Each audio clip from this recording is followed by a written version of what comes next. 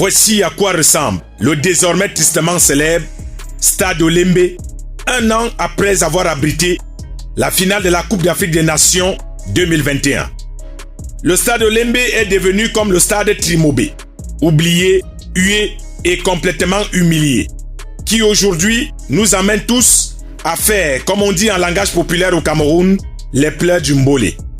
Regardez par vous-même l'état actuel de sa pelouse. On dirait qu'elle est atteinte de kwashiorkor. Et quand vous regardez la toiture, on a envie de penser qu'elle a la teigne avec ses écailles qui sautent toutes seules au moindre mouvement du vent. Le matériel technique et technologique qui se trouve ici est complètement rouillé. Le stade Olembe, qui au départ était un complexe sportif, est aujourd'hui une espèce en voie de disparition. Après avoir avalé tant de milliards qui ont atterri dans les poches des fêtards, qui eux-mêmes ont monté une équipe de vénards pour un résultat qu'on connaît aujourd'hui, nulard. Le député du PCRN, Cabra Libi, a eu le courage de monter au créneau. Écoutez sa part de pleurs. Ce qui se passe au stade de Lembe est historique. C'est-à-dire on parle de milliards comme si on parlait d'argent de beignet. Nous sommes gouvernés par des incompétents notoires. Il ne faut pas mélanger avec tous ces gars brillants qui sont dans l'administration. Les conseillers techniques qui sont dans les ministères. Je parle de ces ministres-là. Ils sont certainement bons dans d'autres choses. L'élu de la nation a compris avant tout le monde que Olembe sera sans doute le plus gros scandale financier du 21e siècle au Cameroun. Où est passée la task force? Tout se faisait à la présidence de la République. Il y a une task force. Pourquoi le ministre des Sports écrit aujourd'hui au PM? Depuis quand le PM est dans cette affaire? Je ne le défends pas. Mais c'est une question de logique. Pourquoi créer la diversion? Tout se décidait à la task force, non? Il y a plus de 8 ans, l'on parlait d'un complexe sportif à Olembe, avec toutes les infrastructures qu'énumère ici l'élu de la nation Cabra Libi.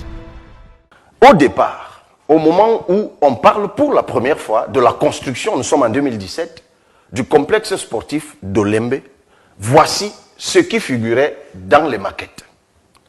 Un stade couvert de 60 000 places, 2 terrains d'entraînement de 1000 places chacun, avec tribune couverte, un gymnase de 2000 places assises, un musée, une piscine olympique de 1000 places assises couvertes, 2 terrains de basketball non couverts, 2 terrains de volleyball non couverts, 4 cours de tennis, 2 en béton et 2 en terre battue, pour un champion comme Rafael Nadal, justement, des espaces commerciaux et des galeries marchandes, un hôtel 5 étoiles d'au moins 70 chambres, des parkings, des voiries et réseaux divers, une plateforme hélicoptère. Le tout pour un coût total de 168 milliards de francs CFA.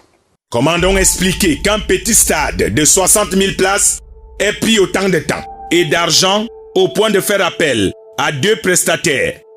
Au début, c'était le Pichichi de Sicile, avec ses préfabriqués présentés comme moins coûteux, et ses amis nous disaient tout le temps que lui, il est moins gourmand.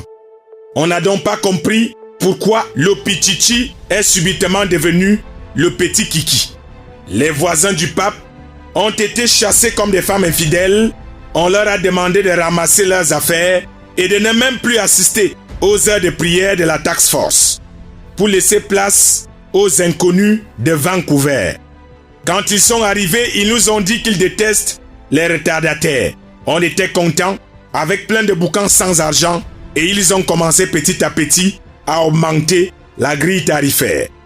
On a été tous surpris de ces gros salaires qu'ils attribuaient même à ceux qui étaient chargés de se renseigner sur le prix du fer dans une quincaillerie. La brouette de sable allait chercher dans les 20 000 francs. Le camion de sable, 500 000 francs. Le stade Olembe est aujourd'hui comme ces géants hommes d'affaires qui sont venus de Vancouver au pied de McGill. Aujourd'hui, leur matériel est en train de s'effondrer, comme du calcaire. Et malheureusement pour nous, tout sera à refaire pour cet édifice sportif. Mais avant, il faudra peut-être se défaire de tout ce qui nous ont plongés dans cette sale affaire et qui nous donne aujourd'hui la honte mondiale qui nous laisse tous un goût très amer.